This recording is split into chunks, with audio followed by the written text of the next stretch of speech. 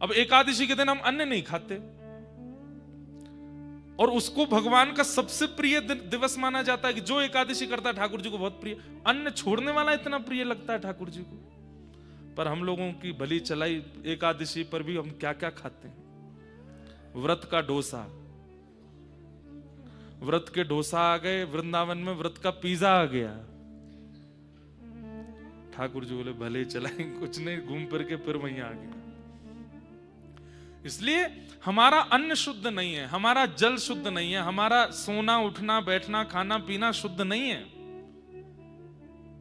इसके कारण हम लोगों से देवता दूर ही रखते हैं। इसीलिए साधन बनाए गए कि साधन करो, इससे मति शुद्ध होगी, मन शुद्ध होगा, विचार शुद्ध होंगे, नियम शुद्ध होंगे, तब देवता अनुग्रह करेंगे।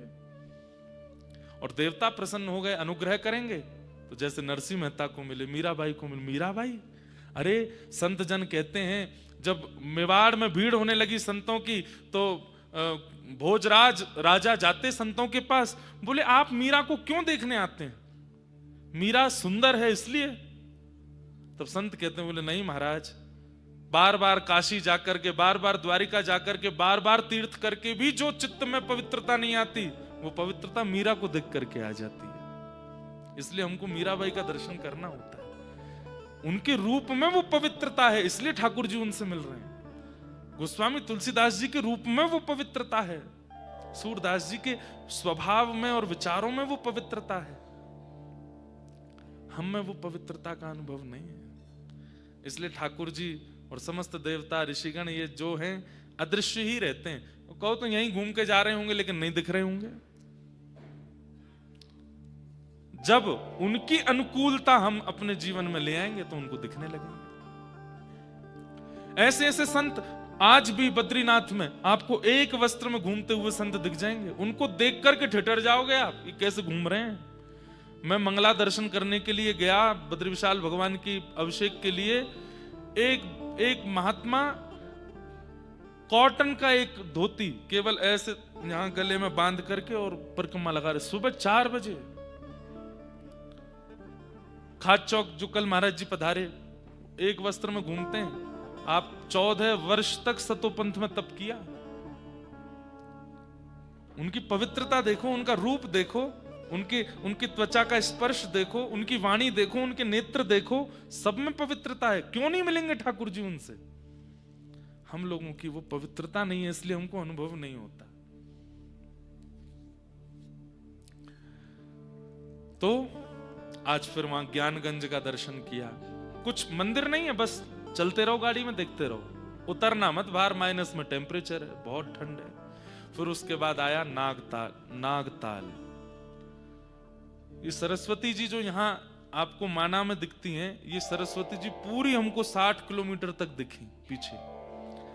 तो नागताल पड़ा, वहां कोई रास्ता नहीं है नागताल जाने का, ऐसा पहाड़ है, और वहां पे अपनी रिस्क पर आप लोग कैसे भी करके जाना चाहो तो दर्शन करने जाओ। 800 मीटर पैदल चलना पड़ता है बर्फ में।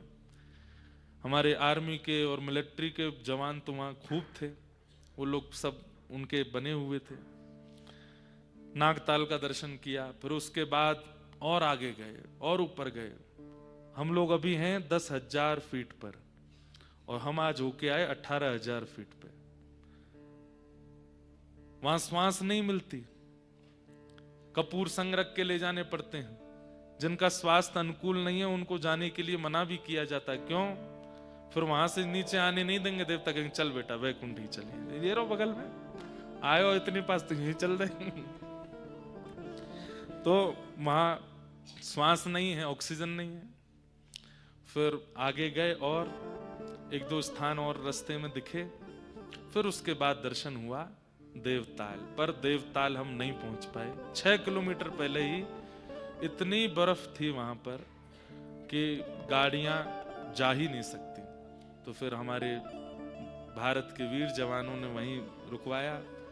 साक्षी गोपाल भगवान भी गए थे साथ में महाराज जी के, और उनके साथ सारे हमारे जो भारत के वीर हैं सब इतने भावुक हो गए, क्योंकि वहां इंसान जाते ही नहीं है, वो 10-15 लोग हैं, वो ही रहते हैं। वहां महीनों बाद कोई गया होगा, तो देख कर कितने खुश। बोले कुछ सुना दीजिए, कुछ बता दीजिए, कुछ अच्छा बोल दीजिए। कोई असम के हैं, कोई महाराष्ट्र के हैं, कोई कहीं के हैं। हमारे मन में एक भावना आई कि भैया आत्मा के दाता तो परमात्मा हैं और देह के दाता हमारी भारत की जो मिलिट्री है, जो आर्मी है, इन्हीं के कारण हमारा देह जीवित है। हमने पूछा यहाँ पे नेटवर्क तो आते नहीं, आप घर पे कब बात करते हो? बोले महाराज जी हफ्ते में एक दिन बात करते हैं बस। देश दुनिया में क्या चल रहा है वो उनको कभी कभी पता चलता है, कई सारे बातें तो उनको पता ही नहीं रहती हैं, इतनी व्यस्तता उनकी अपनी सुरक्षा में और सब चीजों में। पर 18,000 फीट पे आज हम जब पहुंचे, साक्षी गोपाल भगवान के लिए पोहा बनाया, पकोड़े बनाए, सुंदर चटनी बनाई, उनका भोग लगाया, सबने पाया। हम यहाँ से ब्रजवासी के पेड़ा लेके गए थे वृंदावन के, सब बांटे, खूब आनंद आया। वहीं हमको तो लगा भैया कि देवता हमने प्रत्यक्ष नहीं देखे, लेकिन हमारे भारत के जो जवान हैं ये देवताओं से कम नहीं है, ये तपस्वियों से कम नहीं। इस बार मेरा मन था कि मैं बद्रीनाथ में तपस्वियों के दर्शन करूं और मैंने कर लिए। वो तपस्वियों से कम है? वहां श्वास लेनी भारी पड़ती है, वहां रहना, पूरी खाल यहां से सब जल चुका है, इतनी तेज धूप की किरणें पड़ती हैं, नीचे ठंडा है, ऊपर से धूप की तेज किरणें, ये सब जल चुका है, हाथ जल चुके हैं, चश्मा लगा करके रहना पड़ता, क्योंकि एक तो धूप, ऊपर से बर्फ की जो रोशनी है, आंख खोल नहीं सकते वहां पे। वहां भैया देख के आए, हमारा तो प्रणाम करने का मन हुआ, पर सबको हृदय से लगाया, खूब उनकी बलैयां लेके आए। मैंने कि भैया बद्री विशाल भगवान कृपा करें, आप लोगों को कोई की नजर नहीं लगे, सब आनंद करो। आज वहां दर्शन करने के लिए गए, देवताल, नागताल, ज्ञानगंज, मुचकुंद गुफा, और फिर वापस यहाँ आ तो गए थे हम 3:30 बजे, वापस सुबह निकले थे 8 बजे, पर साक्षी गोपाल भगवान का श्रृंगार करना था तो उनका श्रृंगार किया, जैसा भी बन पाया, जल्दी जल्दी 10-20 मिनट में जो बना श्रृंगार करके पधारे। तो मैं ये बात क्यों बता रहा था कि इस भूमि पर नाम की गति बहुत तीव्र है। एक रात बची है आप लोगों के पास, कल तो सबको जाना है, आज तो कथा विश्राम है। अरे कहां तक कहें, ये कथा आपने 7 दिन सुनी है, इस कथा में जो 6 दिन पूरे श्रवण कर पाए हैं उनको भी कम से कम 700 कथा सुनने का तो फल मिल ही जाएगा, एक कथा कहते। अब हमको भी, हम तो गिनती करते नहीं कितनी कथा हो गई, पर 700 कथा कहने का फल हमको भी मिल जाएगा भाई। 700 कथा हो गई एक कथा में। यहां पर एक बार कृष्ण कहने पर 100 कृष्ण के समान है। इसलिए भैया एक रात बची है, खूब बढ़िया जप करके जाना, अपने गुरु मंत्र का जप करके जाना, जो नाम प्रिय लगता हो वो नाम करके जाना, श्री बद्री विशाल भगवान को प्रणाम करके जाना कि हे बद्री विशाल, इन 6 दिनों में हमने कोई अपराध किया हो, हमसे कोई, क्योंकि ये मानवों के रहने लायक भूमि नहीं है, हम लोग यहाँ अपराध ही करते हैं, तो हमसे अपराध बनते हैं, उसकी क्षमा मांग करके जाना और कहना कि हे बद्री विशाल आप पुनः बुलाइएगा। एक परिवर्तन हुआ है, पर परिवर्तन बहुत अच्छा हुआ है, इसलिए हम आपको बता देते हैं।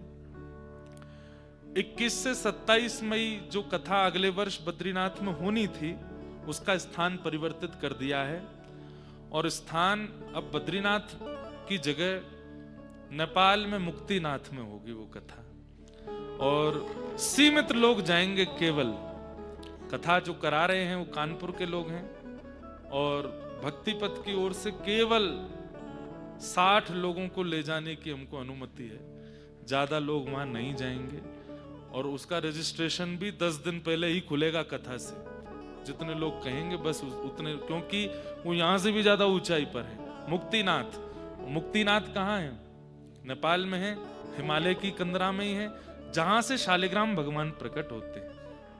दामोदर कुंड वही है जहां से शालिग्राम भगवान प्रकट होकर के श्री गंडकी मैया से प्रवाहित होते हैं। तो मेरा बहुत इच्छा, एक बद्री विशाल भगवान का दर्शन करते करते मन में भाव आया कि अगले वर्ष की वो कथा हम मुक्तिनाथ करेंगे, क्योंकि अब अक्टूबर में आकर के हमारा मन बद्रीनाथ मई जून में आने का अब है नहीं, अब तो अक्टूबर में ही आएंगे हम, क्योंकि ये मौसम बढ़िया है। ठंड ज्यादा होती है लेकिन धूप निकलती है, थोड़ा भीड़ कम होती है, अच्छा लगता है। फिर महाराज जी से कल बात हुई, महाराज जी को हमने कहा महाराज जी अगले वर्ष की कथा मुक्तिनाथ में कर रहे हैं। महाराज जी बोले मैं भी रहूंगा। मैंने कहा पर मन में ये लग रहा है कि बद्रीनाथ कथा थी अब नहीं कर रहे, उसका क्या करें। तो महाराज जी ने एक इतनी सुंदर योजना बनाई। महाराज जी बोले महाराज जी आप अक्टूबर नवंबर में जब कपाट बंद हो उससे पहले 7 दिन का समय निकालिएगा जरूर, और कथा हम बताएंगे कैसे करनी है। मैंने कहा बताइए कैसे करनी है। बोले पहले दिन की कथा होगी बिना पंडाल, बिना लाइट, बिना, बस माइक होगा, जैसे अकिंचन हम करते हैं। कथा का समय वही 10-11 बजे से सुबह होगा, खुले आसमान में मुचकुंद गुफा पे करेंगे पहले दिन की कथा। दूसरे दिन की कथा करेंगे व्यास गुफा पे। तीसरे दिन की कथा करेंगे अपने नीचे सरस्वती और श्री गंगा जी का जो संगम है वहां केशव प्रयाग आगे, वहां करेंगे। फिर चौथे दिन की कथा चरण पादुका पर करेंगे। 5वें दिन की कथा खाद चौक आश्रम पर करेंगे। इस प्रकार 7वें दिन, 6वें और 7वें 2 दिन बचेंगे। एक दिन नर पर्वत पर, एक दिन नारायण पर्वत पर, और फिर एक यहाँ कंचन गंगा है आगे। जब आप लोग बद्रीनाथ से नीचे उतरते हैं तब एक ग्लेशियर पड़ता है और उसके ऊपर से होके गाड़ी जाती है, खूब पानी बह के आता है। वो गंगा जी हैं, वो कंचन गंगा है। इधर ऋषि गंगा है, आगे कंचन गंगा है। वो कुबेर पर्वत से उतर करके आ रही हैं, उनकी बड़ी महिमा है। तो एक दिन वहां कथा करेंगे। महाराज जी बोले व्यवस्था सब हम देखेंगे, लोग बागों से बस कहना है अपने आप आओ, अपने आप रहो, समय बता दिया करेंगे, वहां पहुंचना है पहुंच जाओ। वहां बैठ करके खुले धूप में बैठ करके कथा सुनेंगे। कोई पाबंदी नहीं, 3 घंटा 4 घंटा कुछ नहीं, 1.5 घंटा 1 घंटा जितना मन होगा, 2 घंटा, और वो प्रसंग से कथा, अकिंचन कथा पहली बार बद्रीनाथ में होगी। अगले वर्ष के कपाट बंद होने से पहले ही होगी। कब होगी उसका समय मुक्तिनाथ में बताएंगे। पर अगले वर्ष जो मई में यहाँ कथा होनी थी वो मुक्तिनाथ होगी नेपाल में। वहां नारायण भगवान मुक्तिनाथ विराजमान है, और वहां ठाकुर जी की सेवा कुमारी कन्याएं करती हैं, छोटी छोटी कन्या। उन्हीं को अधिकार है ठाकुर जी को छूने का, ठाकुर जी का श्रृंगार करने का। छोटी छोटी कन्याएं, कुमारी कन्याएं भगवान का श्रृंगार सेवा करती हैं। अद्भुत स्थान है। पर किसी का मन भी बने अगर उससे पहले जाने का बाद, तो बहुत सावधानी से जाइएगा, क्योंकि वो यहां से भी थोड़ा दुष्कर है जाना वहां पर नारायण भगवान का मधुर दर्शन। और पूरे विश्व में जहां भी शालिग्राम जी हैं वहीं से आए हैं। यहां तक कि हमारे श्री राधारमण लाल जी, श्री गोपाल भट्ट गोस्वामी जी, उनको भी वहीं से लेकर के आए। शालिग्राम जी लेकर के आए, सेवा करके उनसे श्री राधारमण लाल जी को प्रकट किया। तो शालिग्राम शिला जहां भी आपको दर्शन होती है वो आई मुक्तिनाथ से ही है, दामोदर कुंड से है, गंडकी नदी से है। तो ऐसे मुक्तिनाथ में अगले वर्ष की कथा होगी, खूब सुख मिलेगा।